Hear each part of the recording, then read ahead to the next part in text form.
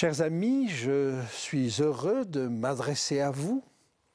Et bien que je ne vous connaisse pas personnellement, c'est un bonheur pour moi parce que nous allons parler d'un livre qui me tient à cœur, l'Apocalypse.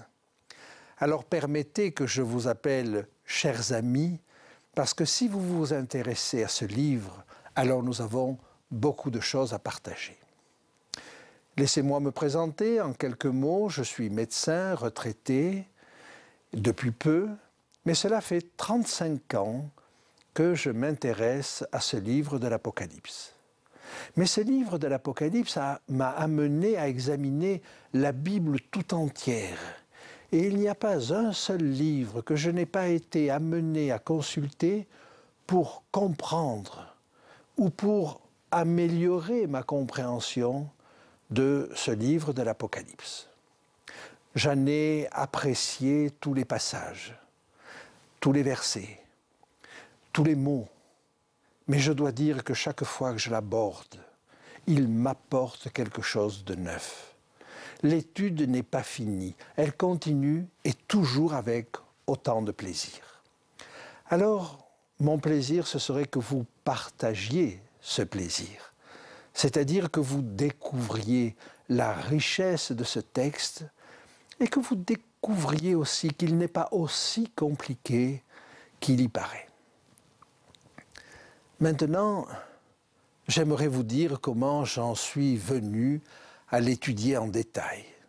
Ou bien sûr, au départ, je m'intéressais surtout à connaître l'avenir, à découvrir ce que cette prophétie pouvait m'apporter. Et un certain nombre de choses m'étaient apportées par des commentaires que je trouvais plus ou moins pertinents, mais qui m'apportaient quelque chose. Et puis, au fur et à mesure que je creusais ce texte, il m'est apparu que ces commentaires étaient insuffisants ou que je découvrais des contradictions ou du moins des difficultés. Et par conséquent, j'ai été amené à essayer de le creuser, à consulter d'autres commentaires.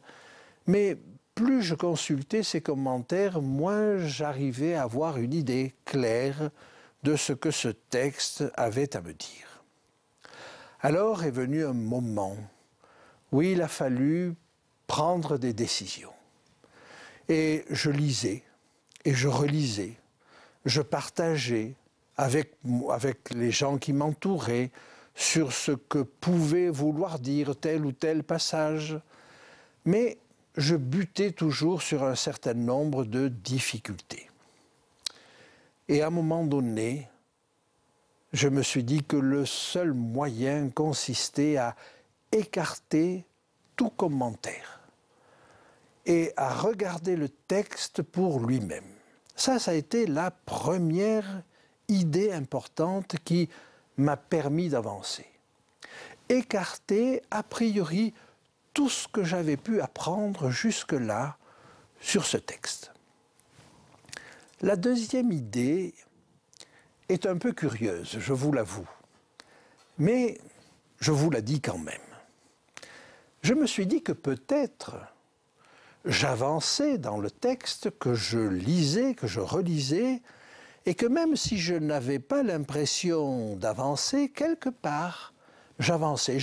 Peut-être que je m'imprégnais de ce texte comme une éponge, et qu'à la fin, eh bien, il en sortirait quelque chose. Mais comment le savoir? À mes yeux, c'était totalement imperceptible. Alors, il me restait un moyen, c'est de me tester moi-même. Et voilà comment j'ai pensé me tester. Je me suis dit que je pourrais lire ce texte une première fois et que j'allais noter toutes les questions que je me posais. Donc j'ai lu ce texte avec un cahier et un crayon à la main et j'ai noté toutes les questions que je me posais. Et l'objectif, c'était de me dire, eh bien, dans un an, tu reliras ce texte, et si tu te poses les mêmes questions, c'est que tu n'as pas avancé. Maintenant, si les questions que tu te poses sont différentes, sont orientées différemment, n'ont pas les mêmes thèmes, alors c'est que peut-être ce texte, à ton insu, t'a fait évoluer. Et c'est ce que j'ai fait.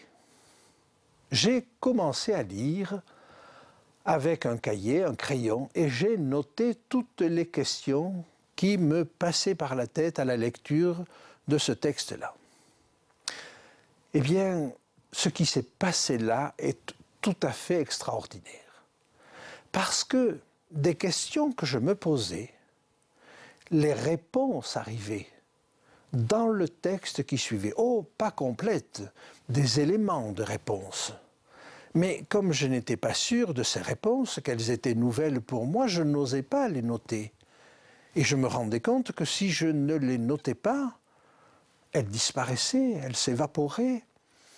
Alors j'ai noté les éléments de réponse qui arrivaient sans que je sois sûr si ces éléments étaient bons. Et je reconnais que j'ai dû éliminer un bon nombre de ces idées qui me sont venues, mais quelques-unes sont restées, et en particulier sur la structure du texte, qui m'ont beaucoup aidé par la suite. Donc j'ai noté les questions, j'ai noté les éléments de réponse, et j'ai rempli ainsi 3 cahiers. 3 cahiers et je n'avais pas fini la première lecture du texte. Il y avait donc là un matériel important et alors même que je n'avais pas fini cette lecture, bien évidemment, il n'était pas question que j'envisage une deuxième lecture. À ce moment-là, j'aimerais m'arrêter un petit peu pour vous dire que je me permets, sur la base de cette expérience, de vous donner un conseil. Si vraiment vous voulez avancer dans ce texte, commencez par écarter toute idée préconçue. Regardez le texte pour lui-même et faites-le, un papier et un crayon à la main, et écrivez, notez. Parce que le fait de noter une question vous oblige à la préciser. Et si vous précisez une question, c'est un peu comme un trou que vous creusez, mais que vous creusez avec des limites bien précises. Et quand la réponse passe dans le texte, ou au cours d'une autre lecture, ou au cours d'un entretien avec un voisin, un ami, alors à ce moment-là, si une réponse passe, elle va trouver sa place. Si vous avez laissé le terrain en friche avec des questions vagues, la réponse passera, mais elle ne trouvera pas sa place. Ainsi donc, c'est mon premier conseil, étudiez un papier et un crayon à la main et précisez vos questions. Faites-les aussi précises que possible, parce que plus vous aurez des questions précises, plus vous aurez des réponses précises. Et c'est bien là l'objectif. J'ai donc avancé dans ce texte de cette manière-là.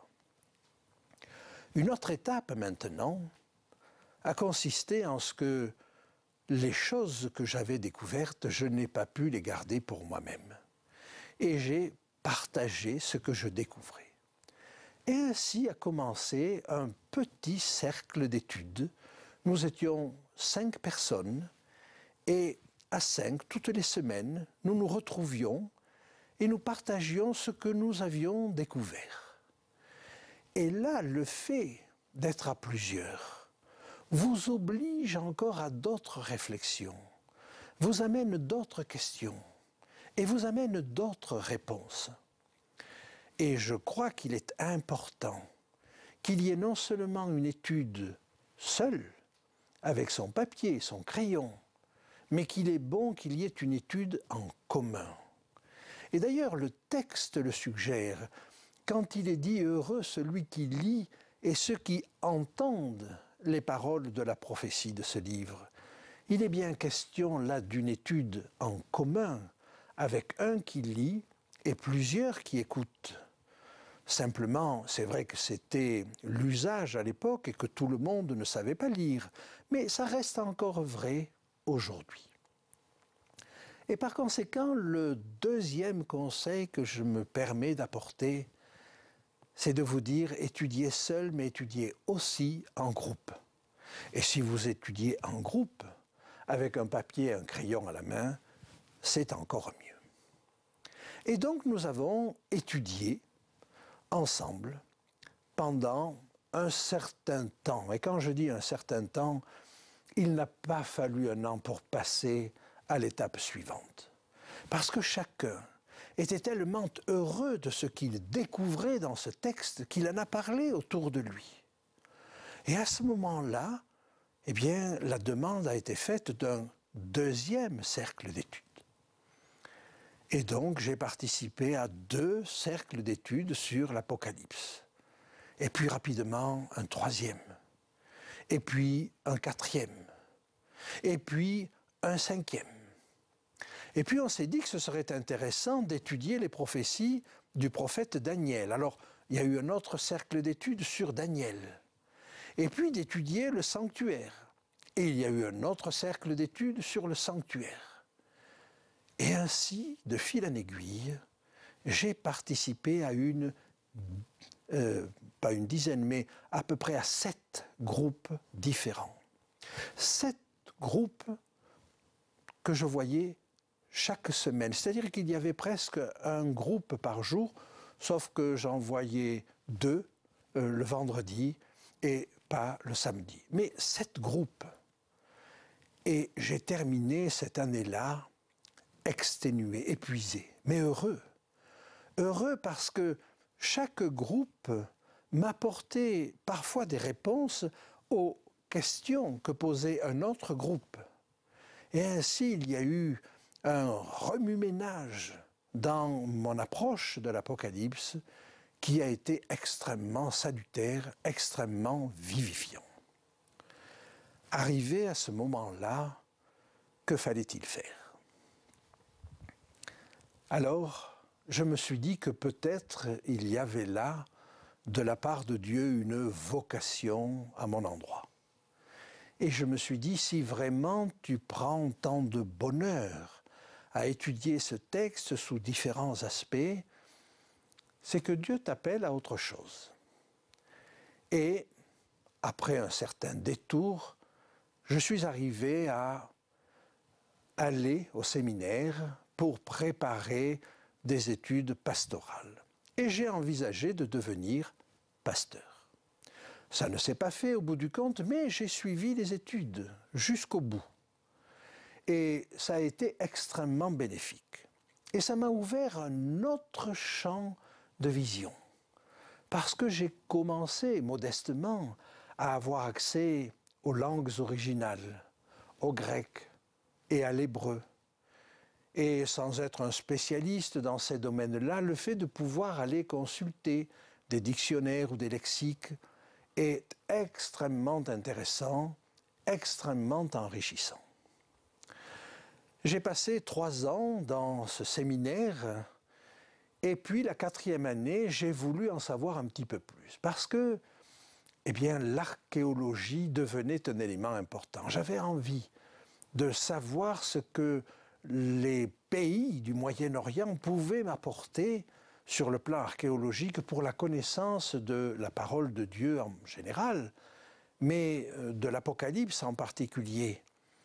Voyager sur les sites de cette église me paraissait quelque chose d'important, et donc j'ai fait une 4e année aux États-Unis, pendant laquelle j'ai étudié un petit peu l'archéologie.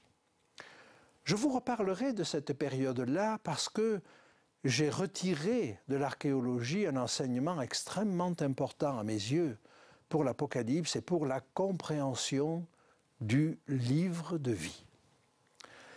Mais ce que j'ai retiré de plus important encore, c'est l'importance de chaque mot, de chaque détail, de chaque place du mot ou du verset. En particulier, si je veux vous parler du livre de vie, je vous en parlerai, eh bien vous verrez que la place des mots, l'ordre des mots a une importance. Et l'archéologie m'a permis, à travers les doubles documents, entre autres, d'avancer sur la compréhension du livre de vie. Et puis l'étape suivante. Alors l'étape suivante, ça a été que j'ai été amené à partager ces choses-là. À partager cela dans des églises ou dans des groupes ou de toute autre manière, un entretien particulier. Mais la chose a rempli ma vie. Et a rempli ma vie au point que certaines personnes m'ont dit « Mais tu n'as pas assez d'étudier tout le temps ce livre de l'Apocalypse ?» Non, non, parce que ce livre me fait voyager dans toute la Bible. Et là, j'aimerais attirer votre attention sur un autre aspect des choses. C'est qu'il n'y a pas à se spécialiser dans l'Apocalypse. Parce que se spécialiser dans l'Apocalypse, c'est se spécialiser dans toute la Bible. L'Apocalypse est pleine de citations de tous les livres. Et il nous faut faire attention à cela. Parce qu'il y a un aller-retour entre l'Apocalypse et ces différents livres. L'Apocalypse est merveilleusement organisé. Nous allons le voir, nous parlerons de la structure du livre. Mais ce livre étant particulièrement organisé, nous donne plus facilement un ordre des choses. Il y a une structure dans le déroulement des événements. Bien des textes de l'Ancien Testament n'ont pas cette même structure, mais par contre vont être beaucoup plus riches en détails, de sorte que l'Apocalypse va éclairer ces autres textes. Et bien des textes de l'Ancien Testament, de prophètes de l'Ancien Testament, qui m'étaient obscurs, sont devenus beaucoup plus clairs, grâce à la localisation dans le temps que me permettait l'Apocalypse.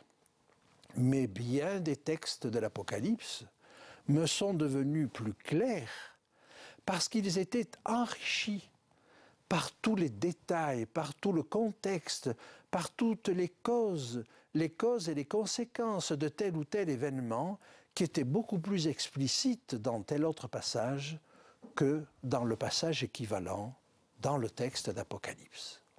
Ainsi, l'Apocalypse renvoie à tous les livres de la parole de Dieu. Elle en est en somme comme le résumé et la synthèse. Et je crois que le fait de saisir l'Apocalypse sous cet angle-là est un énorme enrichissement. Alors, que dire maintenant? Eh bien, je suis préoccupé par le fait que je puisse donner maintenant à vous, comme à tous ceux qui m'entendent, un message vrai et authentique. Parce qu'on ne peut pas aborder ce texte-là en se disant qu'on va donner des explications approximatives. Et voyez-vous, de temps en temps, vous m'entendrez dire « je ne sais pas ». Et il vaut mieux dire « je ne sais pas » que de dire quelque chose qui ne serait pas vrai ou qui ne serait pas vraiment fondé sur le texte. J'essaierai chaque fois que je vous parlerai de vous donner les raisons qui me font avancer telle ou telle idée plutôt que telle autre.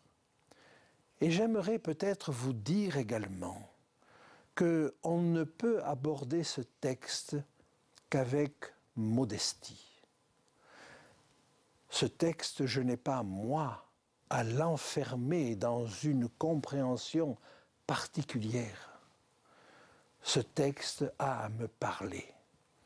Et je dois l'aborder en me disant, qu'est-ce qu'il a à me dire? Qu'est-ce qu'il veut me dire d'autre?